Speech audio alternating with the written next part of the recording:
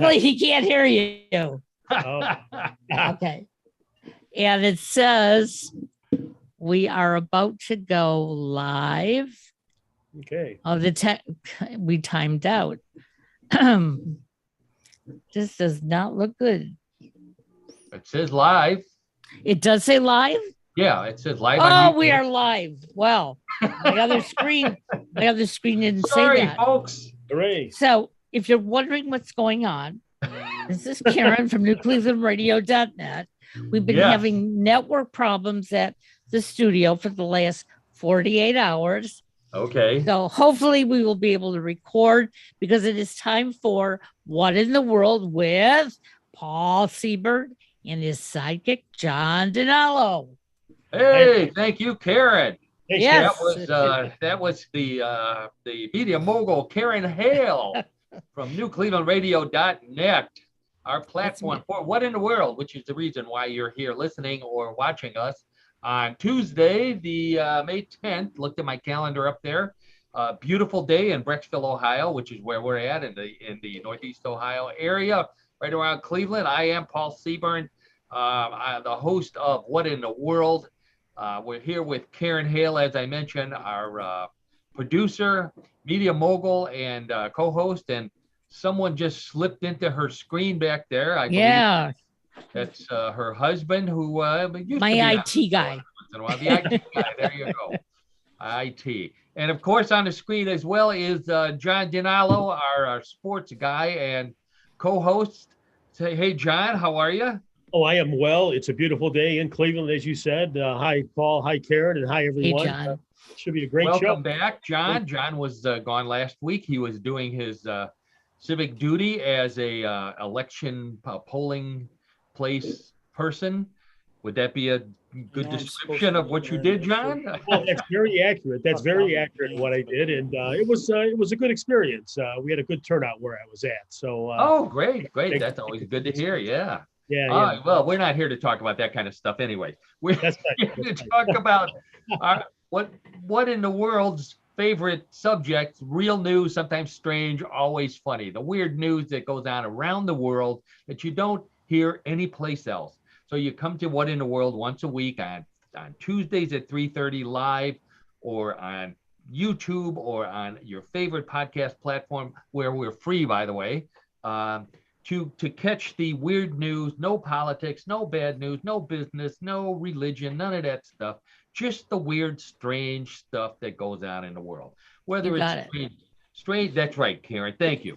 Whether it's weird science, the paranormal stuff that I cover at my other job at mysteriousuniverse.org, Bigfoot, Loch Ness Monster, UFOs, aliens. We try to cover anything that's funny. That's our goal, is to have a good time talking about the weird news. So that's why we're glad you're here. I want to do one shout out. I had a call from my friend David, who is going to attempt to listen to us live. So if you are David, hello. If you're not, hopefully we're sending this good vibes to you in the future. And hello to all of our other stalwart regulars, Mark down in Austin, and all of our friends in Houston. I have someone who's been contacting me from Hungary who's listening to this show. So we're across the world.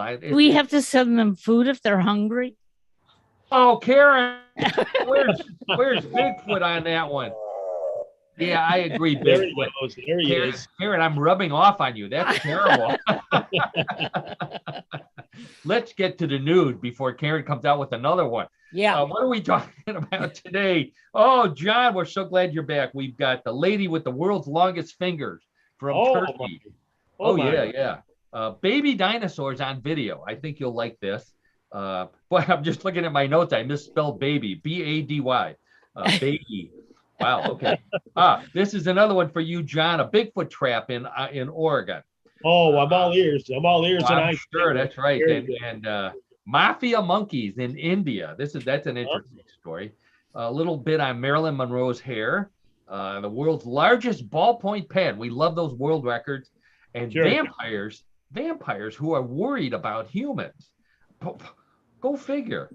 And plenty more odd news, plenty more world records.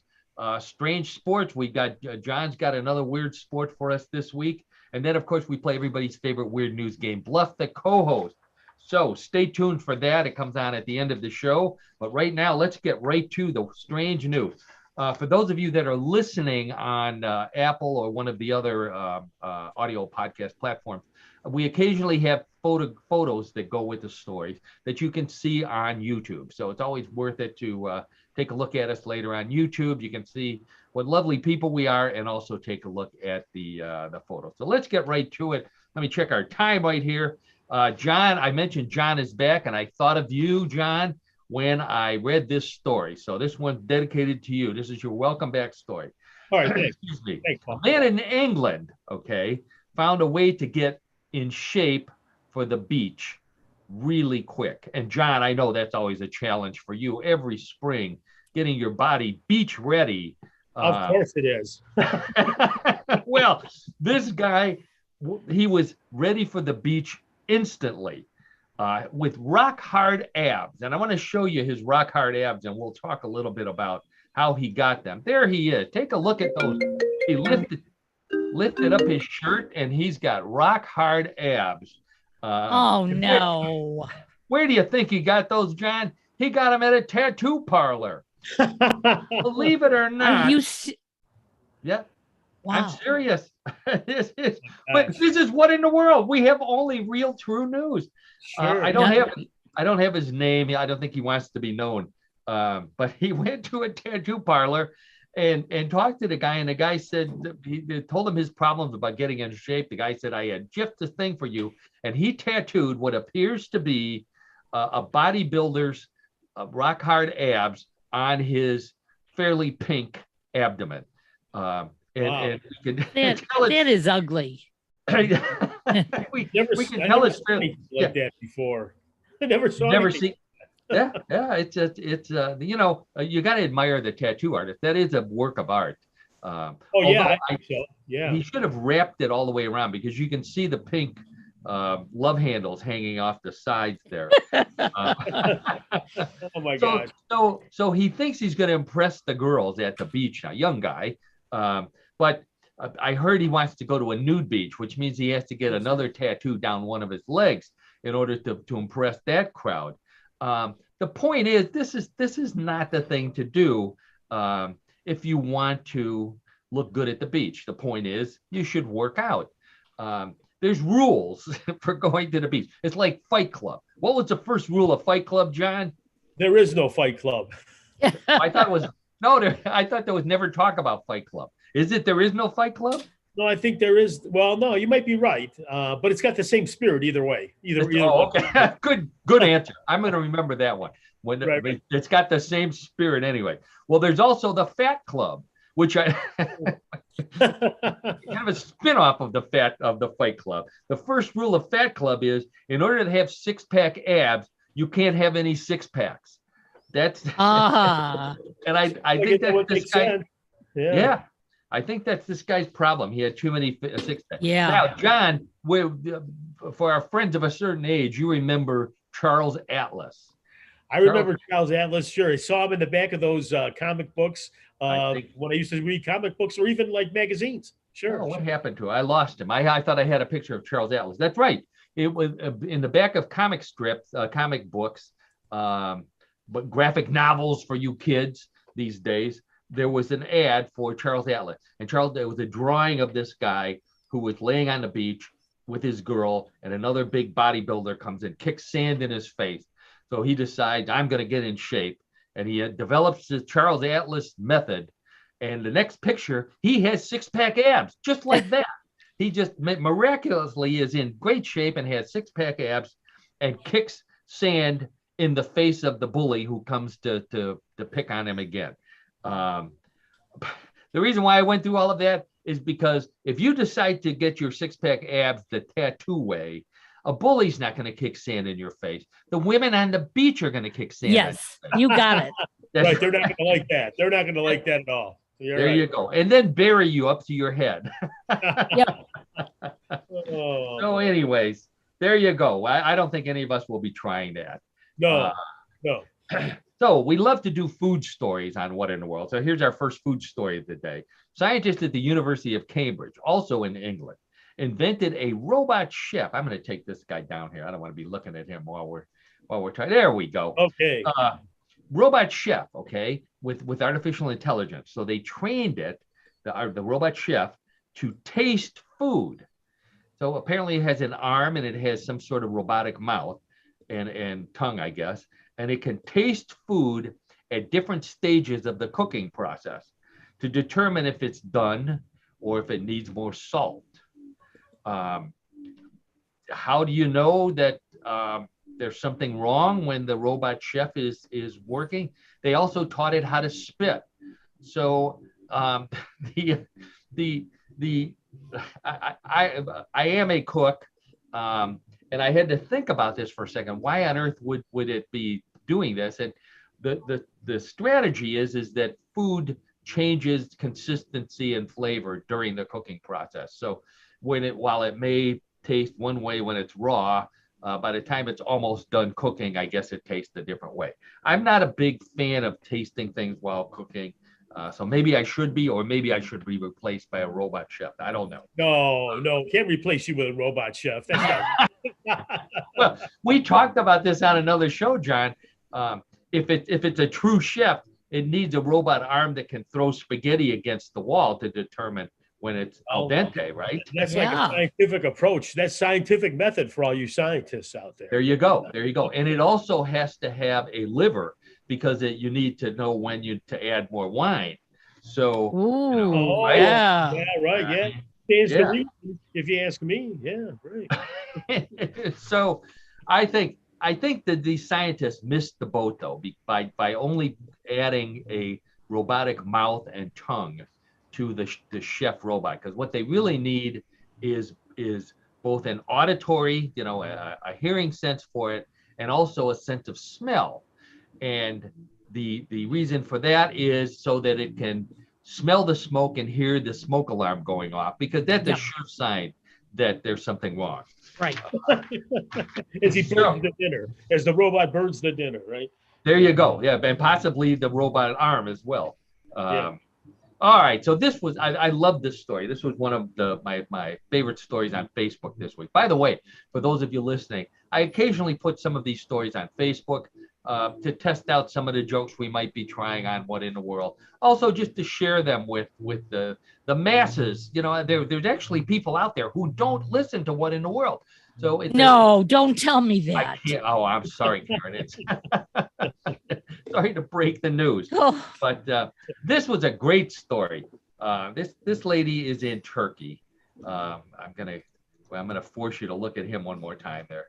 Here we go. So this lady is in Turkey. Her name is Rumesha Gelgi, and she holds 4 Guinness World Records. She holds the record for being the world's tallest living woman. She's 7 feet 0.7 inches tall, almost 7'1". She has the longest finger on a living female, which is almost 4.5 inches long. She has the longest hands of a living female. Her left hand is 9.8 inches and her right hand is 9.5 inches. And she has the longest back, which is almost 24 inches long. So, the hands are what amazed me. I have a picture up here of her hands holding a normal size apple, and it looks like I would be holding a strawberry. That's how big. Yeah, that's why I thought it was at first. Yeah. Those are her actual hands. Rumesha is her name. And but the fingers are what, she's a 4.5 inch finger. I measured mine. My longest finger, and the one that's used the most, is barely 3.5 inches. So she's got a full inch on me. She can give the finger to everyone on a double-decker bus. That's how long her finger is. Every person in a 3-story building, she can give the finger to just with one swipe. Yep. And she goes to the nail salon. They have to use a roller to paint her nails. That's how long they are. She also holds the unofficial world record for the most times a tall living female has said, if you want a weather report, watch the Weather Channel. So anyway, she from the Guinness article, they said that she is a wonderful person. She has a great sense of humor, and she has devoted her life to helping other people with what she calls physical uniqueness, which I love that. I love that description of the fact that she's 7'1" tall. She does walk. She normally walks with a walker. This particular photo has her in a wheelchair, but there's photos of her walking as well. So she says she wants to celebrate people with uniqueness and encourage them that people with visible differences can do the same thing and be themselves. So I thought that was great. I think that she would enjoy some of those jokes. She's probably heard all of them already. So, but I just thought that was a cute little story. I think I might have another picture of her hands here. Oh, there you go. There's her hands. Oh, wow. Pressed up against an average size hand. Yeah, her fingers. Yeah, the lady's hand barely covers the palm part of her hand. So absolutely huge. So the women have been in the news this week. We're not going to talk about that, but women are also in the news on What in the World, and we are going to talk about that. So this story comes from Brazil, John and Karen and everybody out there. A pregnant woman, and I'm going to ask Karen for your opinion on this. Because I don't think John's ever been pregnant. No, I can confidently say I have not been. I wasn't I didn't need the verification, John. All right. Okay. I get it. A pregnant woman in Brazil decides to attend the Metallica concert. So you know where this is going. She gave birth at the Metallica concert while they were playing their hit Enter Sandman, which apparently is a huge hit for Metallica. The baby is named James Ulrich after Metallica's singer James Hetfield and Metallica's drummer Lars Ulrich. So that was the whole story. I thought she should have at least gone to the band and asked for a donation, to pay for the kid's therapy. Yeah. Once he grows up and finds out he was born at a Metallica concert. But think about it. Is this a smart thing to do for a pregnant woman who obviously she must have been in her eighth months of pregnancy, to go to a Metallica concert? I can just imagine that poor kid, as it's being born, its head is banging away. Not a comfortable thing but I mean, giving birth is not comfortable to begin with, but with the kid swinging his head back and forth, it's got to be an awful thing. What do you think about that, Karen? You do something like that? I don't like Metallica anyways, so I wouldn't have gone, but stay home at the end of your pregnancy, be safe. Well, I've got a better one. I've got a better concert for you to go to, Karen. And I think John and I have seen this band, Three Dog Night. I had a friend who was born at a Three Dog Night concert during Eli's coming. So what's his name? What do you think his name is? It's pretty good. He was interviewed. He was interviewed later on in life, and he says, I wish my mother would have listened to the song. Mama told me not to come. Somewhere else. Yep.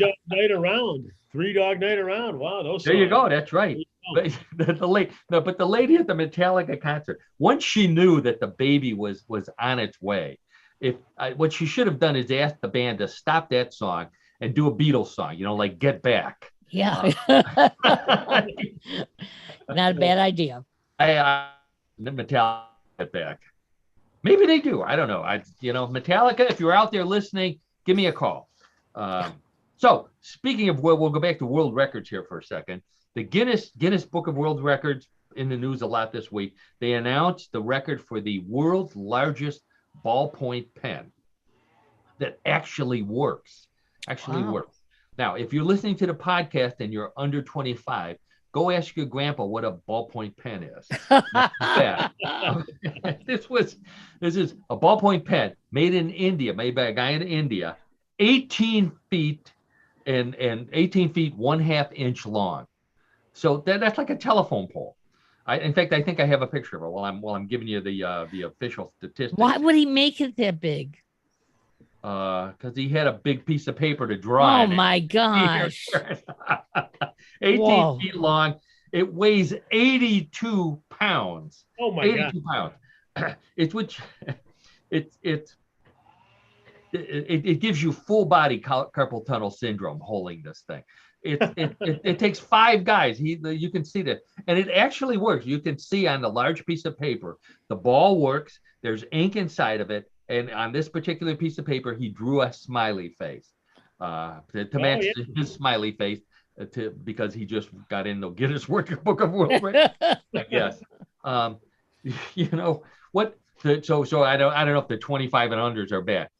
If you didn't have a grandpa to ask what a ballpoint pen is, a ballpoint pen is what you use when you're out of gum and you need something to chew on. That's what a ballpoint pen is. So yeah. We like to. I can't believe this. Why? This is one of those things that begs the question: why would you do something like this? It kind of defies logic, doesn't it? I mean, yeah. You think of it, really, why would you want to have something like that? No one has a. I'm showing my age. No one has a pocket that big to put it in. You are right. Yeah, or a pocket protector. Really? Anyways, so we like to talk about space. I don't get too many good space stories, but this is an interesting one. So there's this new, and I'm leaving this up because I got another picture here. The James Webb Space Telescope was just launched. Huge, brand new. It's supposed to replace the Hubble. Just absolutely state of the art, and you'll see why with this picture right here. So they're still testing it, so it's not even fully functional yet. They're still fine tuning it, but it took a picture of another galaxy. Now NASA didn't say which galaxy they took a picture of, but the picture is the one on the right there, which is an absolutely gorgeous picture of a starry night. The NASA compared it to some of the older telescopes, the WISE telescope and the Spitzer telescope. And I have the comparison of the 3 here: blurry, not so blurry, and just blow your socks off clear from the James Webb telescope. It's absolutely unbelievable. So it made me think of John, because John, I know what you're thinking, John. You're thinking, NASA, why can't you take that James Webb telescope and turn it around and give us some clear pictures of Bigfoot and UFOs?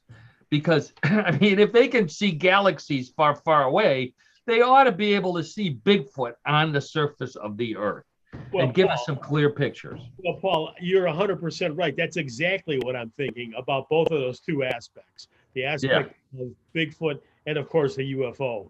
UFOs, aliens, you name it, yeah. It would really put me in a position where I would believe what I see. There you go.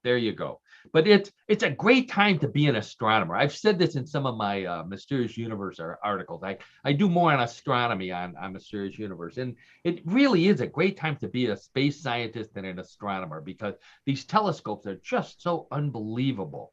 The biggest problem with being an astronomer is waiting for the telescope. They have to bring a little pocket telescope with them to see where the front of the line is, because the lines are so long for this to use these things. But just absolutely fabulous photos like that, John. So I thought I'd share that with us. Thanks. Good. Yeah, very, very interesting. Yeah. Now, you have bats in your neighborhood, John? Yes. You live near trees, yeah. Yes, I live near trees, and recently there have not been that many bats, but interestingly enough, near the high school that we live in, there were around the corner, there were a number of trees that would actually be the homes of bats. Yeah. And when I'd be walking by the school early in the morning, I would see these bats. And I was always concerned that they may come and attack me. But thankfully for me and everyone else, I guess, they never did. I'll tell you what. They were making a lot of noise, and they can be a nuisance, really. Well, this story's not going to make you feel any better, John. Oh, this one, I'm not sure. I think this is from the United States. There's a bat called the greater mouse ear bat, and scientists have been studying this. They're not very big, and they found out that these bats can make the sound of a buzzing hornet. And they do that to scare owls away because their biggest thing that eats them, bird that eats them, is great horned owls, which are huge. So they buzz like hornets, and it scares the owls away, which, pretty smart. Sounds like something that Dracula would do, though. I was just thinking, because I have a vampire story coming up soon. So I had vampire on the brain. And, here's poor Dracula looking for a victim, comes across somebody, maybe they're sleeping. So he checks their pulse first to make sure that, this is a good place to sink his teeth, and discovers that they have low blood pressure. So he's got to get their blood pressure up so he doesn't spend all day sucking their blood out. So he starts buzzing like a hornet, which gets them all excited, gets their heart rate up and gets the blood pressure up, suck the blood out in half the time.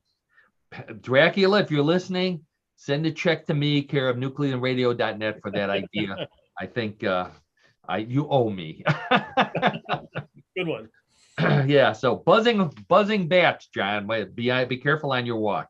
Well, thanks. Now, also be careful in the bathroom. This is another one, and because of bugs, But for some reason, spiders like to hang out in bathrooms. I haven't figured that part out yet, but it seems like most stories about people seeing spiders are centered around the bathroom.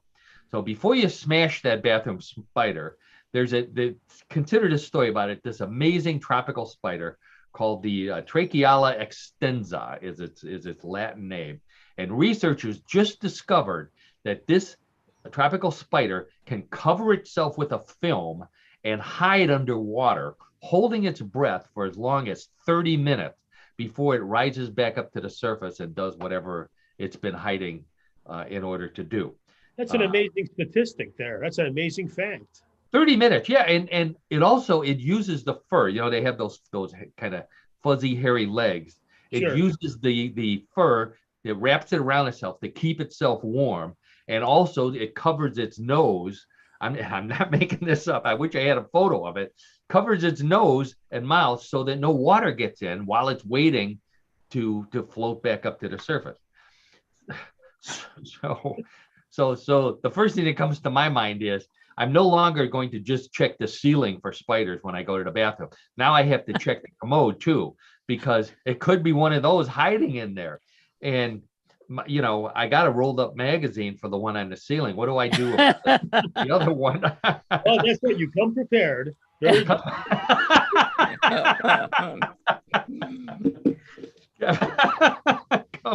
Going to the bathroom prepared. It takes me 5 minutes just to get ready to go to the bathroom. Got to have my phone, got to have anyways. Okay. All right, so John, this one's for you. The monkey mafia guy in India, of all places. So there's a murder trial going on in India, and unfortunately they had to halt it. And the reason why they had to halt it is because a monkey stole the evidence. Honest to God, this comes straight from the judge and from the prosecutor. They had the knife, the alleged knife from the murder. They had other evidence that they were planning to use. And somehow, there's monkeys everywhere in India. Somehow the monkey got into the evidence room and stole 15 pieces of evidence that they needed for this particular trial. Wow. The guy who was responsible, they were going to hold him responsible. Somehow he mysteriously retired and passed away. So they can't even bring him in to help find the monkey, identify the monkey. Which I hear a story like this and I think this is already a plot for a new show, CSI, My Monkey, or maybe Law and Order Organized Chimps. But that's all I have to the story. I just thought that a monkey stealing evidence. Well, that's an appropriate story for our show. I'm sorry, it's an appropriate story. Yeah, for our show, does that mean he moves up in the mob, the monkey mob? Does he become? That's to be determined. We need to have another event take place. He make blood monkey at that point. He steals the evidence. He's a copy di tutto or whatever they call the guy. He could become in the hierarchy again. He just risen in the ranks, right? I mean, he's more respected now for what he can do. There you go. Now, that's right. Now other monkeys have to start doing him favors. That's right. That's right. If they know what's good for him. It's good for him. All right, I got one more weird story, one more animal story. This is the weirdest animal name of the week. This should be a regular feature. The weird animal story, weird name. So this comes from from South America. The name of this animal is the Aard Wolf. Aard Wolf, Aardwolf. The Aard Wolf, and I think I have a picture of it, is neither an aardvark nor I think I did something wrong here. Try that again. There we go. It's neither a wolf nor an aardvark. It's actually a hyena, member of the hyena family. Very cute. Almost looks like a zebra. Yeah, it looks like a zebra or a hedgehog, or I'm not sure what has that kind of fur. Maybe a cross between a zebra and a hedgehog. Yeah. Maybe it has. For those of you who can't see it, it obviously has a hyena face and paws and a tail. It has stripes going up and down its body, and the fur on its spine is sticking straight up. So as I mentioned, it's not a wolf, not an aardvark, but it gets the Aard part of its name because it's the only hyena in the world that eats termites. Wow. Yeah.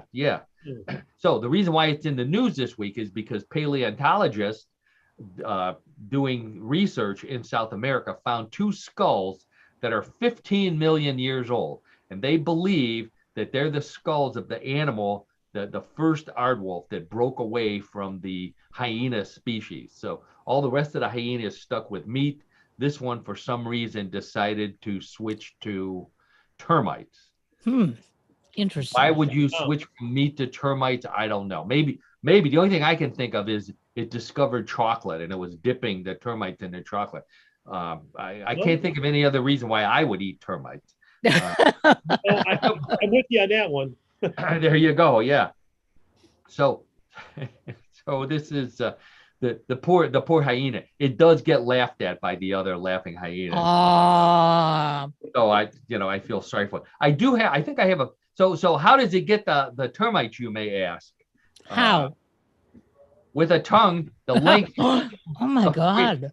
Greater than the length of its nose, certainly longer than its ears. That's a picture of the hyena sticking out its tongue, and it's got some kind of grooves or indentations on it that apparently latch onto the termites and loop them right into that mouth. So wow, how about that? How about it? I'm sure it has a thick skin, right? I mean, looking at it, right? Thick skin. Oh, that's because termites, sure, that's exactly right. Probably on the inside of its mouth, especially. Yeah, exactly. But let's move on to John's favorite animal, which and I'm not saying that it's an animal in case Bigfoot is listening, but we're of course talking about Bigfoot. Yes. So as we mentioned on the show many times before, in fact, I mentioned this in a conversation over the weekend. The Cuyahoga Valley National Park, which is right down the street from where we live, is home to Bigfoot. It is where one of the most famous recordings of a Bigfoot howl was ever made. So, but no one has ever seen a Bigfoot in the park, let alone trapped one. Well, this is our chance, John, and everybody else out there from Northeast Ohio listening to the podcast. Okay. A Bigfoot trap was set up in a national forest in Jackson County, Oregon, back in 1974. And I have a picture of it here if you're interested in building a Bigfoot trap. Wow. So it is of wood. It is 10 feet by 10 feet on the walls, and it has a spring-loaded metal trap door on it. So the trap door in this particular picture is up. Apparently, there must be some sort of bait inside of it, and the Bigfoot goes in, the door comes down, and you've got a Bigfoot. So the first question I'm sure you're thinking is, well, gee, how many Bigfoots have they caught in this trap that was built in 1974, a good 50 years ago? What's your guess, John? Well, I've got a bias in all this, so I'm going to say zero. I'm going to Zero. say Karen, zero. how about you? John, you are right on target. I'm sure There zero. you go. No Bigfoot after 50 some years, and yet people still watch the cable shows. Yeah. Oh, I'm sure they do. Yes, of course. There you go. There you go. But it's still the Park Service, still the group that put it out there is no longer in existence. But the Park Service still keeps it locked and loaded and probably filled with apples or donuts or whatever. Joe Max Donuts, I think, would be a good bait for Bigfoot if we do it. Absolutely. For the Bigfoot. Oh yeah, Cuyahoga Valley Park. So anyways, that's what we need to do, John. Good retirement job for you. Every day, go out and check the Bigfoot Trap. You know what? Yep. That could occupy my time. That's for sure. There you go. There you go. Folks, I think I would have the same result. I don't think I'd have any Bigfoot in there. Oh, come on, John. Have some confidence. All right. I mentioned more of a better sport. Okay. Yeah, maybe we talk about one or two Bigfoot hair. I want to talk about Marilyn Monroe's hair. So over the past weekend, I think maybe it was 2 weekends ago, the Met Gala in New York, the huge Metropolitan Museum of Art Gala, all the stars were there, all decked out. Kim Kardashian showed up in Marilyn Monroe's dress, the one that she wore when she sang "Happy Birthday, Mr. President" to President Kennedy. Very scandalous at the time. Similar scandal with Kim Kardashian wearing the dress because one of the questions was how much Wesson oil did she need to slide into that dress? Because she does have an enormous yes body we part. Can leave it there. We know what you're referring to, Paul. Yeah. And yet she may have used the shoehorn for it, but and if you're under 25, go ask your grandfather what a shoehorn is. So anyway, in honor of apparently the Ripley's Believe It or Not Museum knew that she was going to be going in the Marilyn Monroe dress, so they gave her an actual lock of Marilyn Monroe's hair to take along with her. And Kim Kardashian said that she planned to do some crazy voodoo stuff with it. Now, I would have treated it with respect. She's wearing Marilyn Monroe's dress. So it bothers me that she would say something like that. But then, of course, I wondered what kind of crazy voodoo stuff might she do with it. And the only thing I can think of is that she'd either, put it in a bikini or she'd try to make a sex video with it, which is what she's known for. And then I got on the shoehorn idea because I was imagining Kim Kardashian trying to shoehorn herself into that dress. Did you know that the shoehorn was invented? There's our trivia time. Shoehorn was invented in the Renaissance of all times. And Queen Elizabeth I of England was one of the first people to use a shoehorn. She was so enthralled with it that she bought 18 of them, or had maybe got a donation of 18 shoehorns from her shoemaker that she gave to all the people on her staff. Wow. Big time gift. Queen of England. She's a very benevolent queen, right? There you go. I'm sure she had it engraved and everything. So I had to look up a one world record, the largest shoehorn record, world's largest shoehorn collection, 1,594 shoehorns by a guy in Denmark. Wow. Each one unique. So, wow. And his favorite gift was get a load of this, a shoehorn that he got from his. Go figure that. He got from his wife on their 25th anniversary. She gave him a silver shoehorn. Oh, wow. Yeah, right. Yeah, that's what I said, Karen. Oh, wow. So now as a kid, didn't we get shoehorns when we went to the shoe store to buy shoes that we'd used to? Yeah. I thought about doing a whole little segment on shoe stores. And what an interesting thing there was. But the kids under 25 listening they wouldn't understand it. You would not know what that is. Yeah, the metal thing that you stuck your foot on that only the shoe salesman knew how to use. Yep. And wait.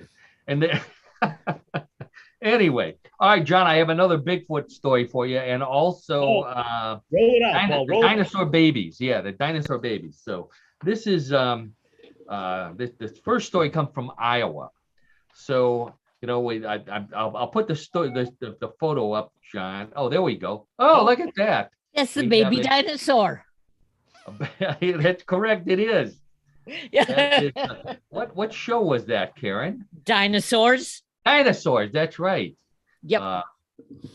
There was a famous catchphrase from that. Gotta love me. I'm the baby. I'm the baby. There you go. That's right. Gotta love me. I'm the baby. All right, we'll edit that out and get back to Bigfoot here. So I've got a Bigfoot photo up on the screen, and I'm waiting for John to say what. Well, does it look real? Well, again, it's in a very bucolic setting, so to speak. You've got water, you've got plant life, you got tree, but in a classic pose by Bigfoot, walking away from the camera, has his head down, and you can't even tell if he's moving arms, if he has arms. There you go. Looks kind of like a tall cousin It from the Addams family. You know what? I was just going to say that. At first blush, when you look at that, it's a tall cousin It. There you go. Yeah. Yeah. Well, from the Addams family, of course. Holy smoke. How did that happen? Jeez. Whoa. There we go. Okay. So somehow we lost so there's another one of Bigfoot walking away. So I wanted to, John, there's a lot of people who think just like you out there.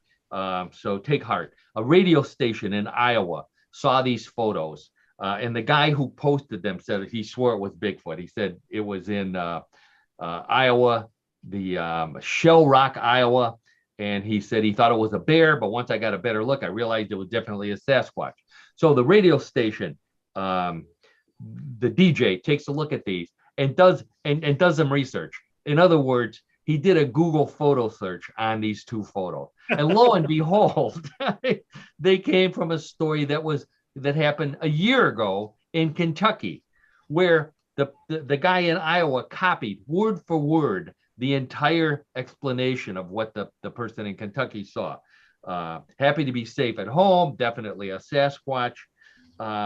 Then a newspaper person in Iowa also looked at it, and she found out that there was that the original photos came from somebody in Texas who said the same thing. Oh, this is definitely Bigfoot, blah, blah, blah. So they all copied word for word, photo for photo, which is another warning for everybody out there who wants to go hunting for Bigfoot. Be careful and do your due diligence.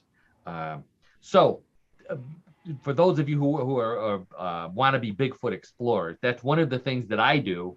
Is I do a Google search on photos to see if they've been used before. Now, here's another tip, and this one comes from, they didn't say where, they're not too proud of this one here. This was, so a video's been going around on the internet of baby dinosaurs running, okay? Now, I couldn't show the video, but I do have a photo from the video, a screen capture, so to speak, of baby dinosaurs running.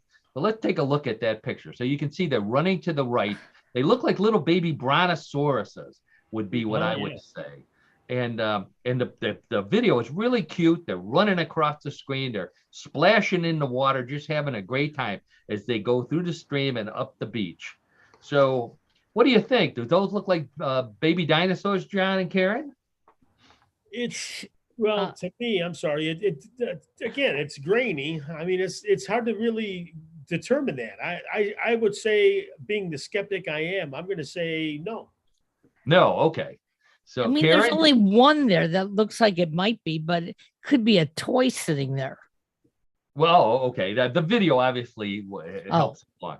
So what one investigator did. And this is another tip for you wannabe investigators out there. They took the video and they ran it backwards. And what it actually is, and if you look at it with your viewpoint of these creatures heading to the left instead of the right, what they are these little raccoonish cousins called the Coaties is what they're called. The Coatie. In fact, I have a picture of a real Coatie right here. There you go. raccoon kind of animal. Look I at couldn't that find tail. a side photo. Yeah, but the tail is what does it. So the tail was flopping behind them, and when you run it in reverse, it looks like a brontosaurus neck, and they bent the tail at the end, so it looked exactly like the head. Yeah, right.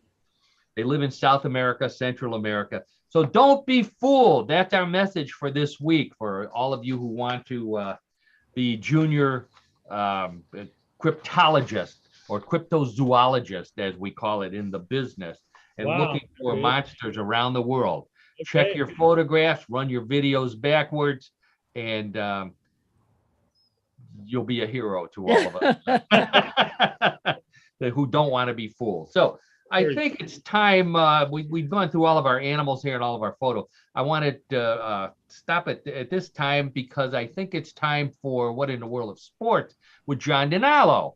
Now, every week, those of you who are regular listeners know that I ask John to find a strange sport for the show, something weird, something unusual, something we've never heard of before. Sometimes I hope that he finds a sport that we could participate in, or if not participate, we could start a league in Cleveland and become rich and famous. So I think this might be one of those. I don't know. So John, why don't you tell us what the sport is for this week, and I'll get some photos lined up for you. That sounds great, Paul. That's good, Paul and Karen both. Well, our sport this week is Ice Wars. I'll say it again. It's Ice Wars. Ice Wars. Ice Wars. Ice Wars. Not the television show about the truckers driving in Alaska. No. This is Ice Wars, WARS. Okay. So my lead-in is with a very, very famous comedian, Rodney Dangerfield.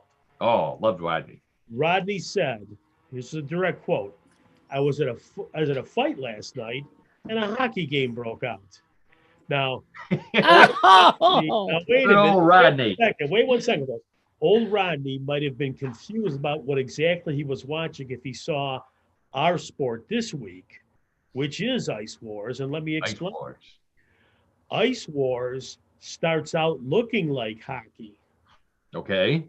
The players or the participants are current or former pro hockey players. Okay. They are dressed in full hockey gear, and they are on a regulation ice rink. Okay. However, that's where the resemblance ends. There are no sticks, no pucks, and there are no nets. In fact, Ice War President A.J. Galante calls it prize fighting on ice because at the end of the day, there is no hockey actually being played. So it's hockey. Wait a second, folks. Now it sounds weird, but let me explain, okay? All right. The seeds for Ice Wars were planted when Galante's father made him the general manager of the Danbury Thrashers, which is a minor league hockey team.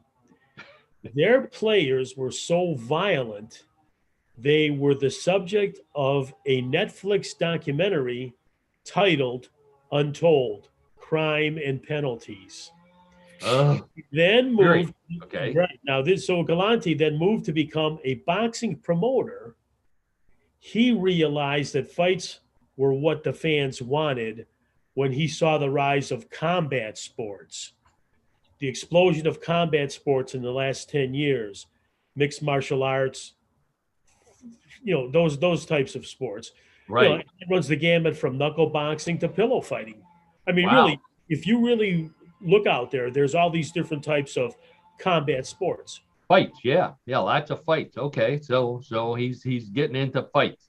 Yes, and as hockey as we know it, it already had players for decades that were enforcers, or some were called goons, because their primary job was to pick fights with the other team. Yeah. Like these guys here. They could skate, right? They could shoot, the puck towards the net. They could maybe get an assist here or there, even a goal once in a while. However, their job was to pick fights with the other team.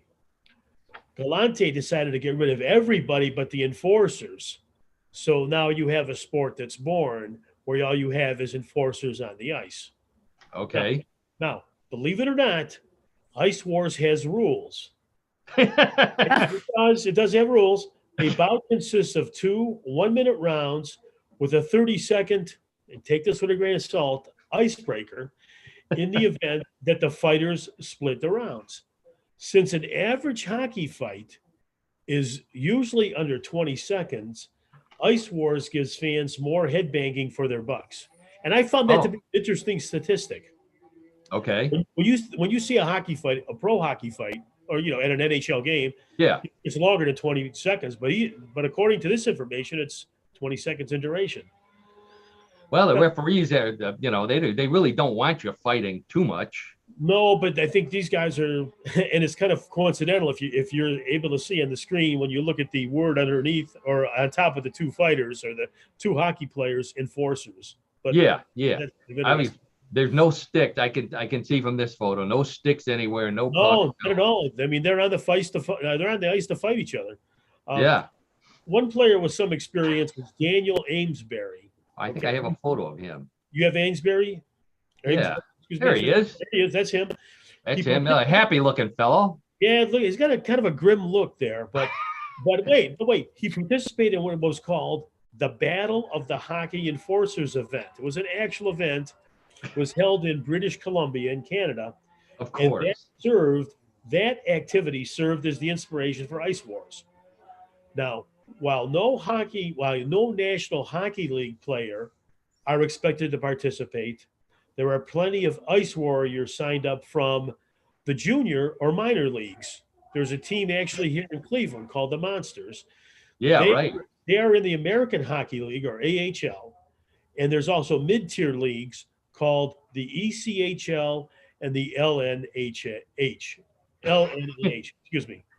Now, for those of you who are interested, Ice Wars are going to debut in a different format here on May 21st.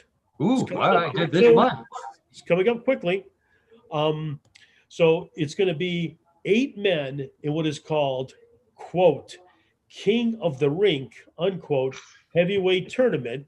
It's going to be held in Edmonton, Alberta, Canada. Now, as we all know our geography, Alberta is one of the far western provinces of Canada. Right. So you'd have to be able to kind of get ready now if you're in Northeast Ohio or eastern part of the U.S. to be able to get there. Now, in the event you can't go in person, the event will be streamed on the appropriately named Fight Network. And the Fight Network is spelled capital F, capital I, capital T, capital E. I'm going to guess that that's in your cable package, John. I will have to look, Paul. I haven't, I am sometimes surprised. I sometimes discover channels I never even knew I had. All of a sudden I'm scrolling through, and I'm a well-known scroller.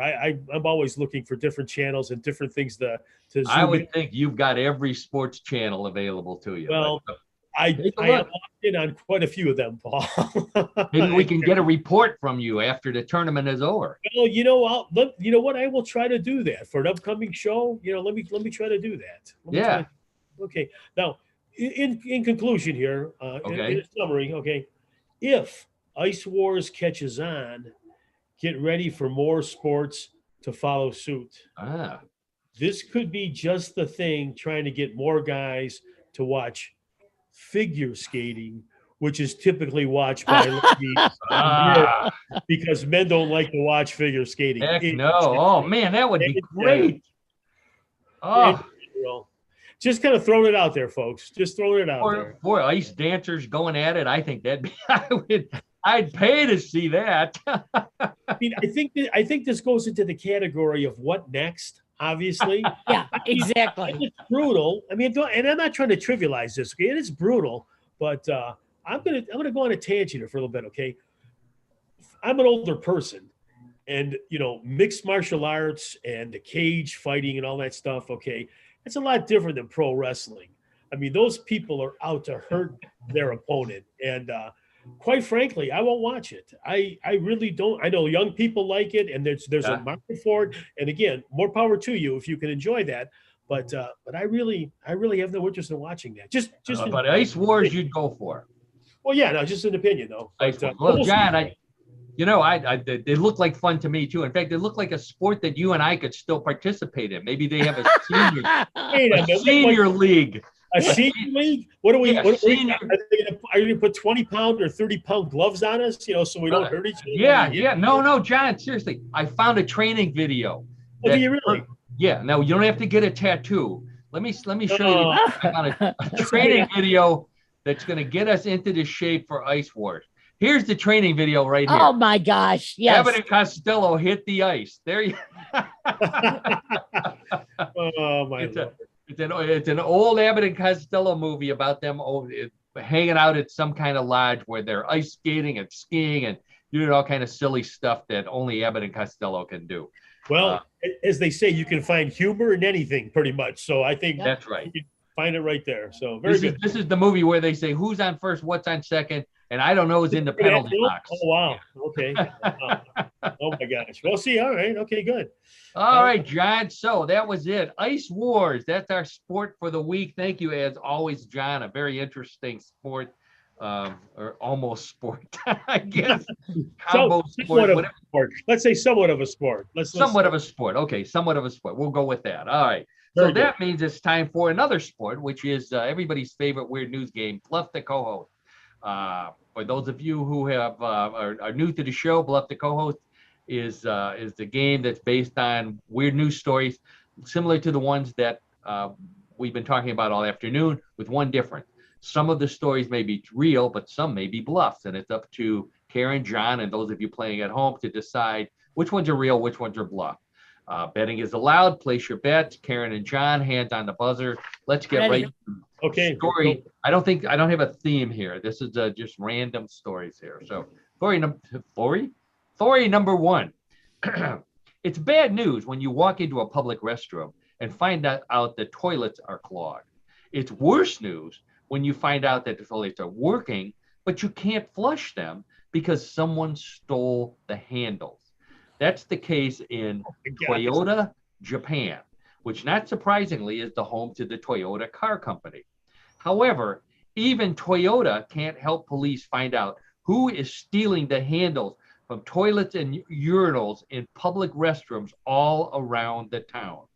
This is a huge problem because Toyota, the city, gets a lot of tourists who need to use the public restrooms after eating too much sushi.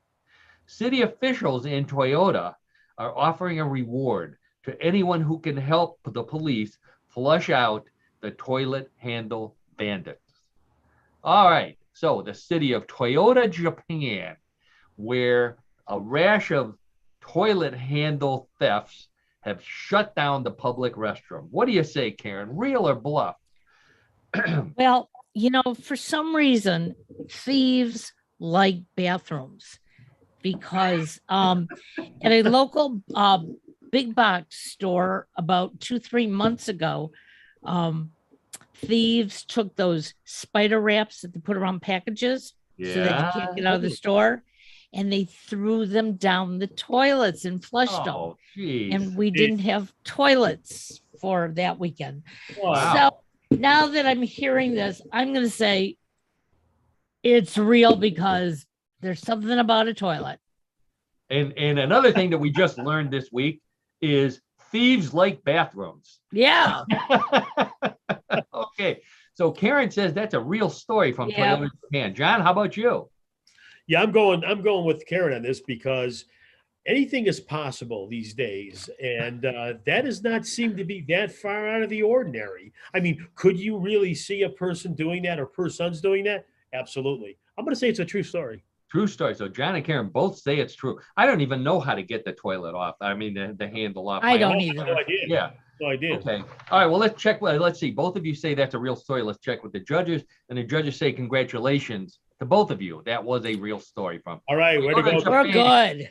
All right. So the score is 1-1. We actually have 2 scores this week. Last week, Karen was ahead 1, John. That was the score. At least you won. But you did win. That's right. That's right. Okay, good. All right. So let's move on to story number 2, hands on the buzzers. You've heard of people with beer goggles who look around at last call and end up going home with someone whose name they can't remember the next morning. That is still better than a woman in England who brought a date home and woke up to find out it was a pigeon. She claims she was sitting at a table outside her favorite pub when a pigeon began bothering one of her girlfriends, obviously a male pigeon. So she sat between them. When the pigeon jumped up on her lap, she thought it was funny. When the pigeon jumped inside her coat, she fell in love. It was still there at last call, so she took it home.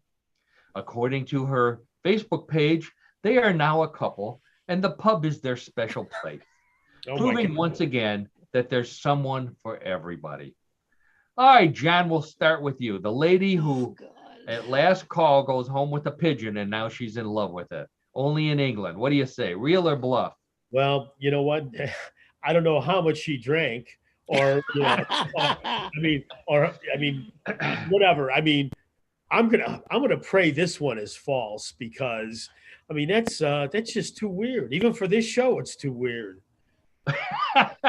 Even that's our motto. Even for this show, it's too weird. Okay, so John says that the lady who falls in love with a pigeon is a bluff. Now Karen has heard all the stories about ladies falling in love with ghosts and vampires.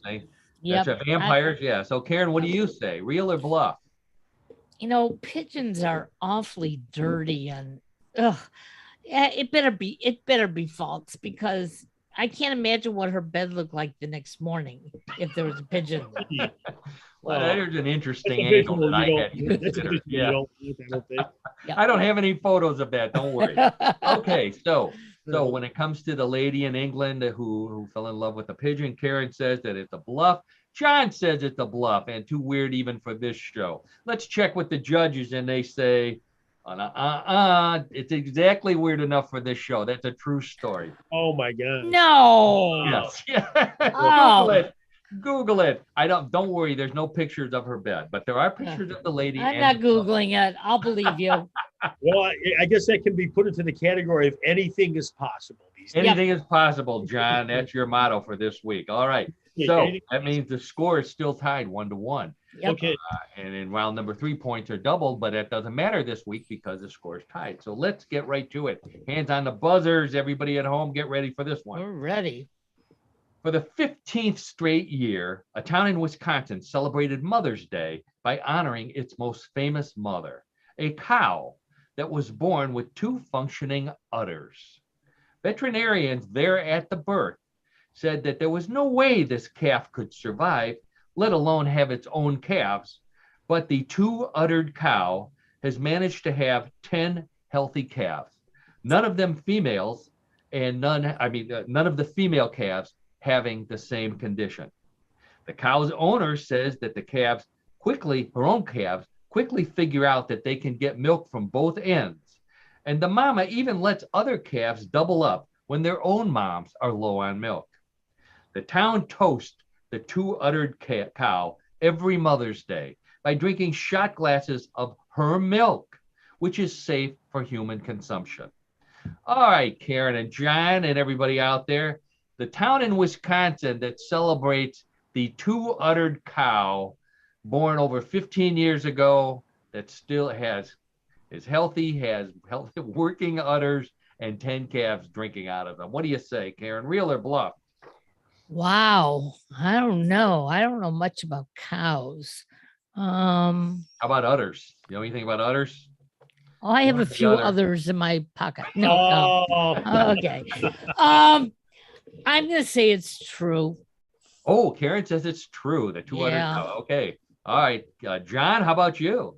I'm going to say it's true also, because I think it's genetically possible that could happen. You didn't major in biology, did you, John? I did not major, but I like biology. High school subject, though. I had a very good teacher. I enjoyed biology. Okay, but you think it's biologically possible? Well, yes, I do. Yes, I do. All right. So John says it's biologically possible, so he thinks it's true. Karen says she thinks it's true. Let's check with the judges. And the judges say you're both wrong. That's a false story. A bluff to close out the show. That means that the final score is 1-1, another tie. We won. In a way, Karen, we did. Well, look at this one. We could redeem ourselves next week. Yeah. There you go. There's always next week. Always next week. I know what that means. That means John's wife is going to be calling me up saying, what's the subject this week so I can help John win? Yeah, more studying. There's more studying ahead for me. Studying. And the prize is so enormous next week, Oh, yeah. It rolls over. That's right. That's right. Yeah. When there's a tie, the prize rolls over to the following week. For those of you who are thinking about getting on our national tour when we take Bluff the co-host on the road. I think we should. Ice. Yes. I think we'll oh my gosh. Bluff the co-host on ice with fighting. That's our with ice wars. Yesterday I was in the beautiful town of Findlay, Ohio. We could go there and play. Yeah. Okay. All right. Okay. Let's check the budget and see if we can pull that off. Okay. While you do that, check on that for us this week, Karen. Okay. And in the meantime, I want to say thank you to everybody out there in podcast land who is listening in. We love you. We appreciate you. We thank you for tuning in. We'd like for you to, whatever platform you're on, to like us, follow us, do all those things. Send me a message on Facebook. I'm there all the time. Let us know how you're doing. Log on to the show live and send us messages. You can do that as well. As always, I thank my old buddy, John DiNallo, for What in the World of Sports and for being a good sport, as always, and all your color commentary. So thanks, John. Yeah, thanks, Paul. You're very welcome. And as always, thank you to media mogul and producer and co-host Karen Hale. Karen, as always, thank you for everything you do for our show and everybody at newclevelandradio.net. I want to make sure everybody knows you go to newclevelandradio.net, click on my name, listen to our show, and then keep on clicking because there's a whole slew of great podcasts on newclevelandradio.net, adding new ones every week. So please come by, visit us, and say hi. So I think on that note, I'm going to go outside because it's about 80 degrees outside. Yes. And we will see everyone next week. Thanks for tuning in.